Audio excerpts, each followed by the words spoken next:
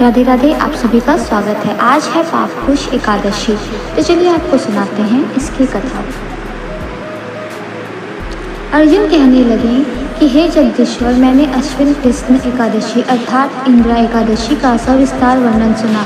अब आप कृपा करके मुझे अश्विन पार माह के शुक्ल पक्ष की एकादशी के विषय में बतलाइए।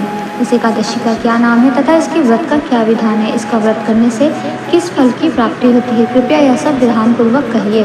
भगवान श्री कृष्ण ने कहा, हे कुंती नंदन, अश्विन माह के शुक्ल पक्ष की एकादशी का नाम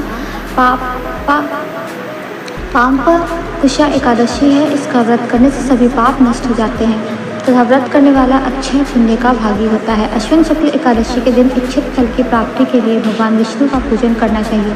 इस पूजन के द्वारा मनुष्य को स्वर्गलोक की प्राप्ति होती है। हे अर्जुन, जो मनुष्य कठिन तपस्याओं के द्वारा फल की प्राप्ति करते हैं, वह फल इस एकादशी के दिन क्षीर सागर में शेषनाग पर शयन करने वाले भगवान विष्णु को नमस्कार करने से मिल जाता है और मनुष्य को यम के दुख नहीं भोगने पड़ते हैं। मनुष्य को पापों से बचने का दृढ़ संकल्प करना चाहिए। भगवान विष्णु का ध्यान स्मरण किसी भी रूप में सुखदायक और पापनाशक है, परंतु पापकुशा एकादशी के दिन प्रभु का स्मरण कीर्तन सभी कलेशों व पापों का शमन कर देता है। प्राचीन समय में विंध्य पर्वत पर क्रोधन नामक एक बहेलिया रहता था। वह बड़ा क्रूर था। उसका सारा जीवन हिंसा, लूटपाट, मद्यपान और गलत संगति पाप कर्मों में बीता।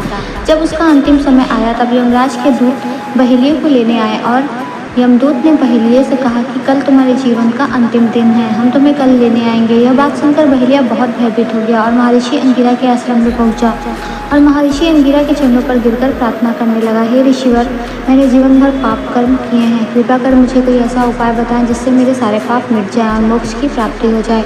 उसके निवेदन पर महर्षि अंगिरा ने उसे अश्विन शुक्ल की पापकुशा एकादशी का विधिपूर्वक व्रत करने को कहा। महर्षि अंगिरा के कहे अनुसार उस बहेलिये ने यह व्रत किया और किए गए सारे पापों से छुटकारा पा लिया और इस व्रत पूजन के बल से भगवान की कृपा से वह विष्णु लोक को गया। जब यमराज के दूत ने इस चमत्कार को देखा तो वह बहेलियों को बिना लिए ही यमलोक वापस लौट गए। दोस्तों, अगर आपको हमारी कथा अच्छी लगी तो वीडियो को लाइक, शेयर, कमेंट करें। चैनल पर नया है तो सब्सक्राइब करें।